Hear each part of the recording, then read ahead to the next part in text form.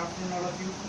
My self Jalees Ahmed और मैं online media के थ्रू जो है मैं बच्चों तक जो है अपने लेक्चर्स को पहुंचाना चाहता हूं। जो स्टूडेंट्स काफ़ी वीक हैं और जिनको मतलब बहुत ज़्यादा प्रॉब्लम होती है पॉलिटेक्निक के स्टूडेंट्स को लेक्चर्स को समझने में, सुनने में, तो उनके लिए मैं ये कुछ लेक्चर्स प्रिपेयर करके उनके सामने ला रहा हूँ। और मैं चाहता हूँ कि ज़्यादा से ज़्यादा बच्चों तक जो है मेरे जो लेक्चर्स हैं वो पहुँचें, जिससे कि जो वीक स्टूडेंट्स हैं उनको उसका बेनिफिट मिले, उसका फ़ायदा मिले। तो इसीलिए आज के टाइम में सोशल मीडिया एक ऐसा माध्यम है जिसके द्वारा जो है कम समय में ज़्यादा से ज़्यादा बच्चों तक जो है अपनी बात को पहुँचाया जा सकता है। तो इसी बात को ध्यान में रखते हुए मैंने अपने कुछ लेक्चर्स प्रिपेयर किए हैं। कुछ लेक्चर्स आगे भी आएंगे और अलग अलग टॉपिक्स के ऊपर लेक्चर आएंगे जिससे बच्चों को बहुत फ़ायदा मिलेगा, बहुत बेनिफिट मिलेगा।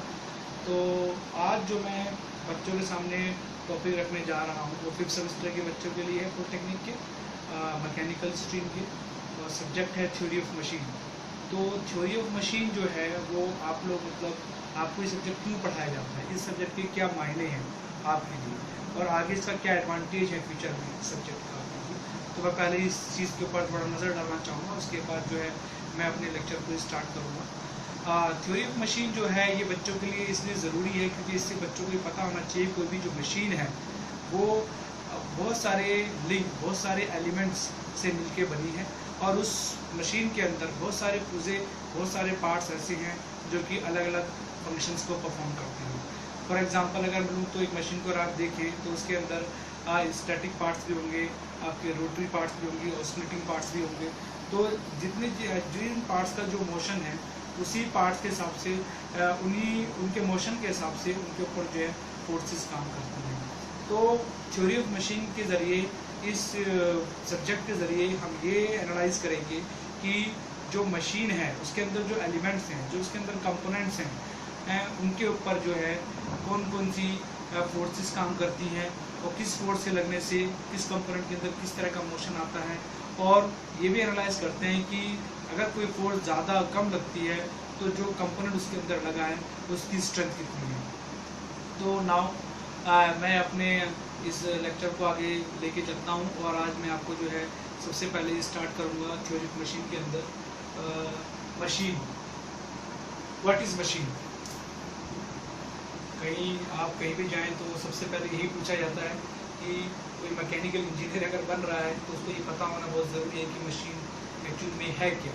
तो अगर मशीन के बारे में सिंपल सी बात करें तो मशीन एक डिवाइस, वो डिवाइस जो कि हमारी अवेलेबल एनर्जी को हमारी डिज़ायर्ड वर्क में कन्वर्ट करने का काम करती है, तभी हम उससे अपना कोई कार्य पूरा कर पाते हैं। ठीक है ना।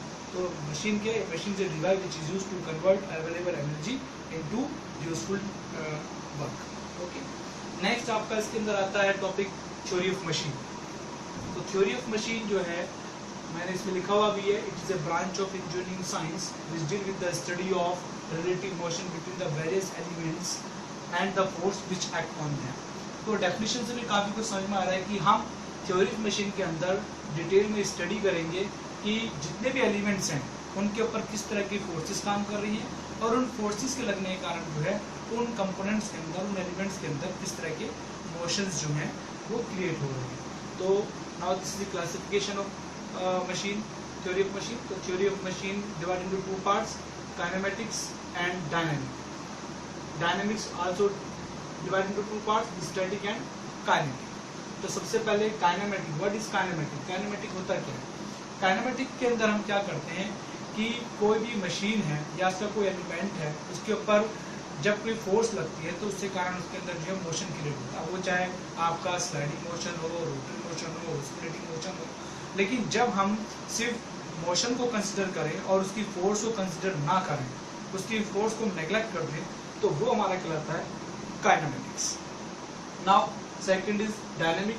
डायनेमिक के अंदर है कि जिसमें हम मशीन के कंपोनेंट के ऊपर लगने वाली फोर्स और उसकी मोशन, अगर दोनों को ही कंसिडर करें तो वहाँ जो हमारी स्टडी होगी वो हमारी कहलाएगी आपका डायनेमिक्स। तो now dynamics also divided into two parts, आपका स्टैटिक एंड काइनेटिक्स। स्टैटिक का मतलब क्या है? अब स्टैटिक में अगर हम देखें तो मशीन के अंदर ऐसा नहीं कि सारे के सारे पार्ट्स जो है आपके वो आपका रोटेटिंग हो ऑस्किलेटिंग हो सकता है उसमें मशीन के अंदर अगर हम एक मशीन को देखें तो उसके अंदर स्टैटिक भी है और डायनेमिक भी है। तो स्टैटिक में फॉर एग्जांपल अगर हम लेथ मशीन का लें तो उसके लैग है, उसका फ्रेम है, उसका बेस है, उसका हेड है, ठीक है ना। तो ये पार्ट जो है ऐसे और भी बहुत सारे पार्ट हैं लेथ मशीन के अंदर और हर मशीन के अंदर, तो वो जो पार्ट हैं सारे सारे स्टैटिक हैं।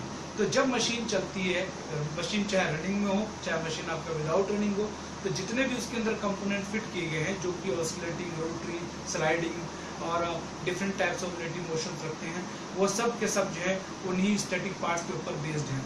तो जब मशीन चलती है तब जितने भी मोशंस होते हैं, जितनी भी फोर्स होती हैं, उन फोर्सेस की जो वाइब्रेशंस हैं वो स्टैटिक पार्ट्स के ऊपर भी जाती है। तो स्टैटिक पार्ट्स के ऊपर अगर हम उसको एनालाइज करते हैं तो वहाँ हमारे क्या आता है स्टैटिक। इसमें लिखा है this deal with the force acting on the various machine element at rest, ठीक है। नेक्स्ट आपका इसके अंदर है काइनेटिक। काइनेटिक के अंदर क्या है, जितने भी एलिमेंट हैं हमारे, जितने भी एलिमेंट हैं उनके अगर हम मोशन को देखें, जितने भी एलिमेंट हैं जो कि आपका रोटरी मोशन कर रहे हैं, ऑस्किलेटिंग मोशन कर रहे हैं, स्लाइडिंग मोशन कर रहे हैं या रोटरी मोशन कर रहे हैं, जो भी मोशन कर रहे हैं, जितने भी पार्ट्स मोशन के अंदर हैं वो सारे के सारे हमारे जो हैं वो आते हैं काइनेटिक के अंदर। और डायनेमिक में हमारा हो गया जिसमें हमारा फोर्स और मोशन जिसमें हम दोनों को कंसिडर करते हैं वो कहलाता है हमारा डायनेमिक, ठीक है। तो ये मैंने आज थोड़ा सा आपको एक व्यू दिया है। तो नेक्स्ट मेरा टॉपिक इसी के आगे होगा, तो मेरा नेक्स्ट वीडियो के अंदर आपको मिलेगा। तो आई होप कि आपको जो मैंने आज बताया है, जो आपको मैंने समझाया है, ये आपको समझ में आया होगा। तो नेक्स्ट टाइम फिर आपसे मिलेंगे नए टॉपिक के साथ। Okay, thanks.